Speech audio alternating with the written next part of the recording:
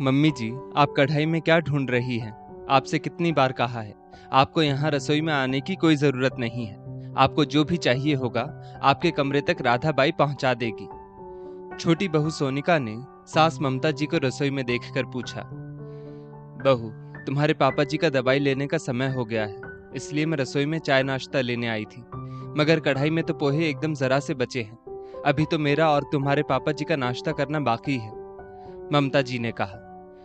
सोनिका अपनी बाई राधा से बोली, राधा, ये पोहे तुम्हारे हैं, तुम खा लेना। और मम्मी जी, आप शायद भूल रही हैं कि आज महीने की पहली तारीख है। आज से बड़ी भाभी आपको चाय नाश्ता खाना सब देंगी। आज से बड़ी भाभी आपको रखेंगी। मेरा आप लोगों को रखने का समय खत्म हो चुका है कल ही। ममता जी बोली। छोटी बहू बड़ी बहू कह रही थी कि उसकी तबीयत कुछ दिनों से खराब चल रही है, तो वो अभी थोड़े दिन हमें नहीं रख पाएगी। खुद बड़ा बेटा राकेश जैसे तैसे घर का और ऑफिस का काम मैनेज कर रहा है।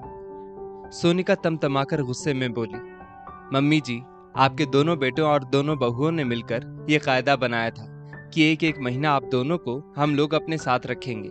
और सुधा भाभी कल तो भली चंगी मार्केट में घूम रही थी और आज आप लोगों को रखने के नाम पर बीमार पड़कर बैठ गई। मैं भी खूब अच्छे से जानती हूँ कि वे नाटक कर रही हैं ताकि उनको आप लोगों को रखना ना पड़े। ममता जी बोली, बहू, अब उसने तो हमें थोड़े दिन उसके यहाँ आने से मना कर दिया है, इसलिए तुम ही चाय नाश्ता और खाना दे दो। सोनिका फिर से आग बबूला होकर बोली, मम्मी जी, अगर मैं कहीं भी जाती हूँ तो भाभी कभी मेरे हिस्से का एक दिन भी नहीं निकाल कर देती हैं, तो मैं आप लोगों को उनके भाग के दिन क्यों निकलवाऊं? मैं तो इतना जानती हूँ कि कल आप लोगों को रखने की मेरी महीने की तारीख खत्म हो गई है और आज से उनकी बारी है। आगे अब आप लोग अपना देख लीजिए। ममता जी सोनिका से विनती करते हुए बोली, सोनिका बहू, यदि तुम भी सुधा की तरह मना कर दोगी तो हम लोगों का क्या होगा? हम कहाँ जाएं? अब तुम्हारे यहाँ हैं तो तुम ही उतने दिन खाना खिला दो जितने दिन सुधा बहू हमें वापस नहीं बुला लेती। जैसे ही वो हमें बुलाएगी हम चले जाएंगे और मैं उससे कहूंगी कि अगले महीने वो हमें तुम्हारे भाग के दिन निकलवा दे बस। ये सुनते ही सोनिका का गुस्सा वापस सातवें आसमान पर पहुंच गया। वो बोली, मम्मी जी, कायदे तो सभी के लिए समान होते हैं। ये पहली बार नहीं हुआ है। आपको याद है ना, पिछली बार वो अपने मायके चली गई थी, तब भी 15 दिन मैंने आपको रखा था। मगर जैसे ही महीना खत्म हुआ उन्होंने आप लोगों को तुरंत वापस भेज दिया। क्यों? उनकी बारी के वो 15 दिन जो मैंने आपको रख के निकलवाए थे, उन्होंने बड़ी आसानी से अपना पल्ला झाड़ लिया। मगर इस बार मैंने भी ठान लिया है कि मैं पिछली बार की तरह बेवकूफ नहीं बनने वाली। बड़ी भाभी की आपको रखने की जब भी बारी आती है, वे कहीं ना कहीं घूमने चली जाती है या फिर बीमार हो जाती है, ताकि आप दोनों का बोझ वापस मुझ पर आ जाए और वे अपना पल्ला झाड़ सके। मगर मैं भी इस बार उनके इस प्रपंच में फंसने वाली नहीं हूँ, कह देती हूँ। ममता जी की आंखों से अश्रुधारा बह निकली और वे वहां से लाचार होकर अपने कमरे में आ गई। इतना लाचार उन्होंने खुद को कभी महसूस नहीं किया था जितना वे आज कर रही थी। बहुओं के राज में अपने आप को ठगा सा महसूस कर रही थी आज ममता जी अपने कमरे में आई तो पति सुधाकर जी बोले, क्या हुआ ममता, अब तक चाय नाश्ता क्यों नहीं लाई? मेरी दवाई का समय हो गया है और आजकल तो भूख भी बर्दाश्त नहीं होती है। समय पर चाय नाश्ता ना मिले तो बाद में भूख मर जाती है और फिर कुछ खाने की भी इच्छा नहीं होती। मैं तो कब से राह देख रहा हूँ तुम्हारी। ममता जी ने पति सुधाकर जी को सारी बात बताई तो वे बोले, ममता, मुझे उन दिनों की याद आ गई जब हमारे घर 2 बेटों का जन्म हुआ था। सब लोग बहुत किस्मत वाला कहते थे मुझे। कहते थे, तेरी आगे की जिंदगी तो राजाओं जैसी होगी। तेरे तो 2 बेटे हैं, भला तुझे क्या कमी है? और अब देखो तो जरा, 2 बेटों 2 बहुओं के होने के बावजूद भिखारियों जैसी हालत हो गई है हमारी। बेटे बहुओं ने हम लोगों से बिना पूछे हमारे खाने पीने और रहने का बंटवारा कर दिया। एक बार भी हमसे ना पूछा कि आखिर हम क्या चाहते हैं। बूढ़े हो गए तो मतलब हमारी सारी इच्छाएं खत्म हो गई हैं। हमसे बिना पूछे हमारे रहने और खाने पीने की व्यवस्था इन लोगों ने अपने हिसाब से कर ली।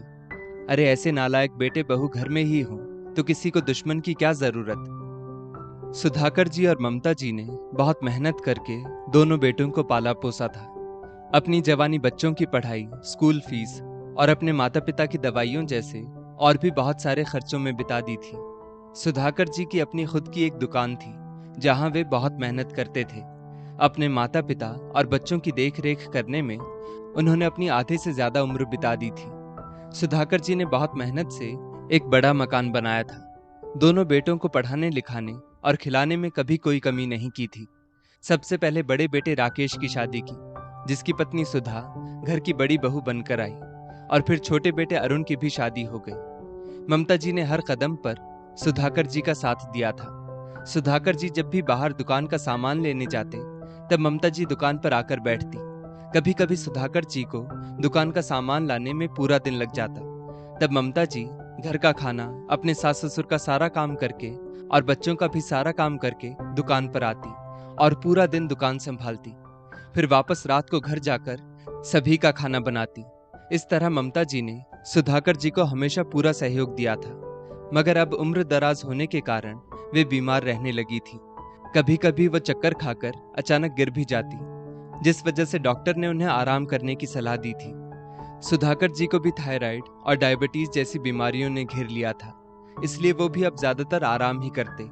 सुधाकर जी ने अब अपनी दुकान किराए पर चढ़ा दी थी। दोनों बेटे भी पढ़ लिख कर नौकरी पर लग चुके थे और अब सुधाकर जी से भी ज्यादा काम नहीं होता था। बस बैठे बैठे दुकान का किराया आ जाता था। दोनों बहुओं में कभी घर के कामों को लेकर तो कभी अपने बच्चों को लेकर आए दिन लड़ाइयां होने लगी, जिस वजह से दोनों ने उसी बड़े से मकान में अपनी रसोइयां अलग अलग कर ली और मकान में अलग अलग दीवारें उठवा दी। सुधाकर जी ने बड़े अरमानों से जो बड़ा सा मकान बनवाया था, अब वो 2 टुकड़ों में बंट चुका था और वो 2 अलग अलग घरों में परिवर्तित हो चुका था। ये देखकर सुधाकर जी और ममता जी के दिल पर तो मानो छुरियां ही चल चुकी थी। सबसे आगे के हिस्से में बड़ा बेटा बहू रहते थे। बीच में दीवार थी और दोनों घरों में प्रवेश करने के रास्ते भी अब अलग अलग बन चुके थे। और फिर बेटे बहुओं ने सुधाकर और ममता जी से पूछे बिना उनका भी बंटवारा कर दिया।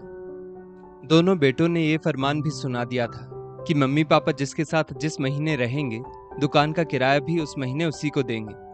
एक एक महीना दोनों बहुओं ने सास ससुर को रखने की बारी बांध ली और अब तो ये आलम था कि महीने का एक दिन भी ऊपर हो जाए तो बहुएं उन्हें दूसरे दिन चाय नाश्ता तक देने को तैयार ना थी। सुधाकर और ममता जी जिस बेटे के पास रहते वहां अपने महीने का दुकान का किराया दे देते, जैसे कि अपने खाने पीने और रहने की कीमत चुका रहे हो। सुधाकर जी आज बहुत उदास थे। वो बोले, हर महीने दुकान से जो किराया आता है वो देकर भी खाने पीने को तरसा दिया है इन बेटे बहुओं ने।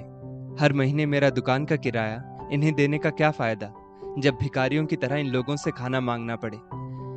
ममता जी बोली, जब तक जिस बेटे बहू की बारी है वो हमारा उतने दिन ही बाहर उठाएगा, उसके बाद अगले दिन से वो हमें खाने को भी तरसा देंगे। किसी ने सच ही कहा है, माता पिता एक ही घर में रहकर 2 बेटों को पाल लेते हैं, मगर 2 बेटों की शादी के बाद दोनों मिलकर भी एक माता पिता को नहीं पाल सकते। इस जिल्लत भरी जिंदगी से नफरत होने लगी है अब। इतना कहते हुए ममता जी फूट फूट कर रो पड़ी। बड़ी बहू को हमें खाना नहीं खिलाना पड़े सोचकर कभी मायके चली जाती है तो कभी बीमार पड़ने का नाटक करती है, और छोटी बहू भी महीना खत्म होते ही ऐसे आजादी महसूस करती है जैसे हमारा होकर भी कोई अस्तित्व ना हो। सुधाकर जी बोले, ममता तुम सही कह रही हो। हमारा होना या ना होना जिनके लिए मायने नहीं रखता, ऐसे बेटे बहुओं के साथ हमारा ना होना ही बेहतर होगा। ममता जी बोली, आप क्या कहना चाहते हैं, मैं कुछ समझी नहीं। सुधाकर जी बोले, ममता मैं समझाता हूं तुम्हें। इतना कहकर उन्होंने दोनों बेटे बहुओं तक फरमान पहुंचा दिया कि अभी के अभी वे लोग उनके कमरे में पहुंचे। बड़ा बेटा राकेश आकर बोला, पापा सुबह सुबह क्या काम आ गया आपको? आप तो जानते हैं सुधा की तबीयत ठीक नहीं है और मुझे ऑफिस जाने में भी लेट हो रहा है। जो भी बात थी शाम को कर लेते। सुधाकर जी बोले, हाँ बेटा, अच्छी तरह से जानता हूँ तेरी पत्नी की तबीयत खराब है। हम लोगों को खाना खिलाना ना पड़ जाए इसलिए हर महीने तेरी पत्नी का कुछ अलग ही बहाना होता है। पिछली बार तो रसोई पर भी ताला लगा कर गई थी ताकि हम उसकी रसोई को छू भी ना सके, और कल रात तक तो सब जगह घूम रही थी। आज सुबह होते ही हमें बुलाना ना पड़े इसलिए बीमार हो गई। राकेश पिता की बात सुनकर यहाँ वहां ताकने लगा। छोटा बेटा अरुण बोला, पापा हम लोगों को क्यों बुलाया है? अब भाभी का हर महीने नया नाटक रहता है इसमें हमारा क्या कसूर है? सुधाकर जी बोले, बेटा, तुम लोगों का कोई कसूर नहीं है। कसूर तो सारा मेरा है कि मैंने तुम लोगों को इतना पढ़ाया लिखाया, तुम लोगों पर इतना पैसा खर्च किया ताकि एक दिन हमारे बुढ़ापे में तुम लोग हमारा सहारा बन पाओ। मगर मैं भूल गया था कि अपना बेटा तब तक ही अपना होता है जब तक उसकी शादी ना हो। तुम दोनों ने मेरे द्वारा बनाए इस मकान का हिस्सा तो मुझसे पूछे बिना कर लिया, मगर इस मकान का तीसरा हिस्सा कहाँ है? छोटा बेटा अरुण आश्चर्य से बोला, पापा, तीसरा हिस्सा किसका करना है? सुधाकर जी बोले, हमारा। फिर सुधाकर जी ने कहा, राकेश, आज ही हमें हमारी रसोई अलग से चाहिए, जहां खाना बनाने वाली राधा हमारा खाना बना दिया करेगी। तुम लोगों को मेरी दुकान का किराया देने का क्या फायदा जब तुम लोग एक दिन भी ऊपर हो जाए तो हमारा भार नहीं उठा सकते। इससे अच्छा तो मेरे उस किराए में हम लोगों को खाना बनाने वाली और हमारा ख्याल रखने वाली मिल जाए। और क्योंकि ये मकान मेरा है तो तुम लोगों को अगर यहाँ रहना है तो तुम लोगों को यहाँ रहने का मुझे किराया देना पड़ेगा, और किराया भरने जितनी औकात ना हो तुम लोगों की तो तुम लोग ये घर अभी के अभी खाली कर सकते हो। आज महीने की 1 तारीख है तो तुम दोनों आज ही किराया मेरे हाथ में लाकर रख दो, वरना ये घर खाली कर दो। सुधाकर जी का ये फैसला सुनकर बेटे बहुओं के पैरों तले जमीन सरक गई और सबके मुंह खुले के खुले रह गए। सुधाकर जी ने उनकी बाई राधा को फोन किया और यहाँ आकर अपने लिए चाय, नाश्ता, खाना बनाने का फरमान सुना दिया। छोटी बहू सोनिका उनके कमरे से बाहर आकर अपने पति अरुण से बोली, ये सब बड़ी भाभी की वजह से हुआ है। ना वे हर महीने नया नाटक करती और ना ये दिन देखने को मिलता। वहां बड़ी बहू सुधा को जब सारी खबर मिली तो वो तुरंत बिस्तर से खड़ी होकर सास ससुर से आकर बोली, मम्मी जी, पापा जी, मैं थोड़े दिन बीमार क्या पड़ी, आपने तो हमें घर से बेदखल कर दिया। आपको इतना कठोर फैसला लेने की क्या जरूरत थी? ममता जी बोली, तुम लोगों की रग रग से हम अब वाकिफ हो चुके हैं, इसलिए बेहतर होगा कि हमें हमारे हाल पर छोड़ दो। दोनों बेटों को अपने ही माँ पिता को किराया देने में बहुत जोर आ रहा था, मगर मन मारकर दोनों ने सुधाकर जी के हाथ में पैसे लाकर रख दिए। उतने में राधा बाई भी आ चुकी थी और सुधाकर जी और ममता जी को चाय नाश्ता दे चुकी थी। दोनों बेटे बहुओं ने सुधाकर जी और ममता जी से माफी मांगी, मगर सुधाकर जी और ममता जी ने उन्हें माफ नहीं किया और बोले, हम भगवान से प्रार्थना करेंगे कि तुम्हारी जैसी औलाद भगवान किसी को ना दे। बेटे बहू इतना सा मुंह लेकर रह गए। दोस्तों, जो माता पिता दो दो बेटों को पाल पोस कर बड़ा करते हैं, क्यों शादी के बाद उन बेटों से एक माता पिता नहीं संभाले जाते? क्यों माता पिता बेटे बहुओं पर बोझ बन जाते हैं? ऐसे कपूत बेटों से तो अच्छा है निसंतान रहना। इस स्टोरी को लेकर आपकी क्या राय है, नीचे कमेंट करके जरूर बताइएगा। और ऐसी ही और भी बेहतरीन वीडियोस के लिए हमारा पेज जरूर